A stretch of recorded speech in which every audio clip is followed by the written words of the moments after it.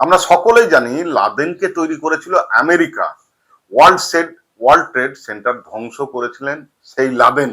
আর আপনি বামেদের হারাতে বিজেপিকে রাজ্যে এনেছিলেন আপনার সহযোগী করে, আর আজ তারাই আপনাকে ধ্বংস করলো। কেমন লাগছে মাননীয়া? আজকে হোক বা যে কোনো, আপনার অবসর সময় অবশ্যই আপনার হাতে এখন প্রচুর অবসর সময়। তখন ফিরে যাবেন সেই 2011-তে, যেখানে আপনার হাওয়াকে কাজে লাগিয়ে বামেদের হারিয়েছিলেন অনেক ছল চাতুরি করে। আজ আপনার সেই ছল চাতুরি আপনাকে নিয়েই খেললো। একবার ভেবে দেখবেন, সেদিন আপনি যে ক্ষুদ্র সংকীর্ণতাকে মূলধন করে বামেদের শিল্প করতে দিলেন না, তার এই ফলস্বরূপ কোন শিল্পপতি আপনার সময় শিল্প নিয়ে এ রাজ্যের এলোই না।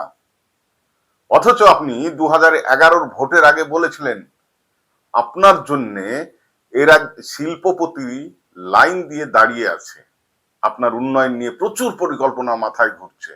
কিন্তু আপনি জানতেন সেগুলো ছিল সম্পূর্ণ মিথ্যে, মন গড়া কথা, শুধুমাত্র ক্ষমতায় আসার জন্য।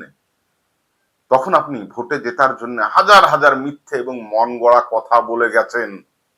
তাই আজ হারার পরে একবার হলেও বাংলার মানুষের কাছে একবার ক্ষমা চেয়ে নেবেন। কিছু ছেলে মেয়েদের সারা জীবন ধ্বংস করে দেওয়ার জন্যে বাংলার মানুষ আজকে আপনাকে আর চাই না, তার প্রমাণ আজকে পেয়ে গেছেন। এই ভোটের রায়ে স্পষ্ট।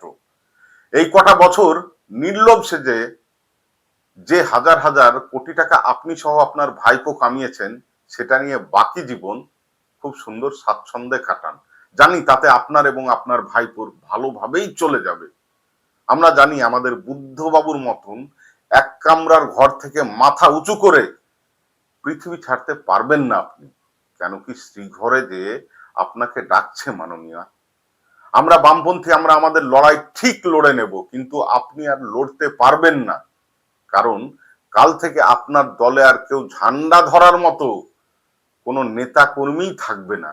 আপনার ভাইপো পালালো বলে এখন সে বিজেপি যাবে না দুবাই না ব্যাংকক, সেটা তাকেই ঠিক করতে হবে।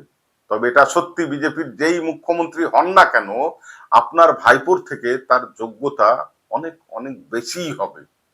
কারণ আপনার ভাইপো একটা অপদার্থ ছিল এবং থাকবেও আগামী দিনে। যতই আপনি তাকে রাজপুত্র জননেতা সাজিয়ে রাখুন না কেন, তার এ জন্মে আর মুখ্যমন্ত্রী হওয়া হলো না। আর ঘুরে দাঁড়ানোর কথা যদি বলেন, তবে বলি সেটা আপনার বা আপনার পার্টির আর সম্ভবই নয়। আর আপনারা বলেছিলেন বামেরা মহাশূন্যে যাবে, কিন্তু বামেরা মহাশূন্যে গেল না। না, এই বছরের বাইনারি ভোটেও নয়। কাজে মহাশূন্যে কারা যায় সেটাও আপনি না হয় দেখেই যাবেন এই জীবনে। আপনার দীর্ঘায়ু কামনা করি। আর আগামী দিনে আশা করি শ্রীঘরের মধ্যে ভালোই থাকবেন, প্রচুর সময় পাবেন আপনার শিল্পী লেখিকা সত্তাটাকে তুলে ধরার জন্য। ওখানে বসে নতুন নতুন ধরনের ছবি আঁকুন, কবিতা লিখুন, গান বাঁধুন। কেন কি আপনার ওই কুৎসিত নোংরা মানসিকতার ওই মুখটাকে বাংলার মানুষ আর দেখতে চায় না। আজকে এই পর্যন্তই। ধন্যবাদ।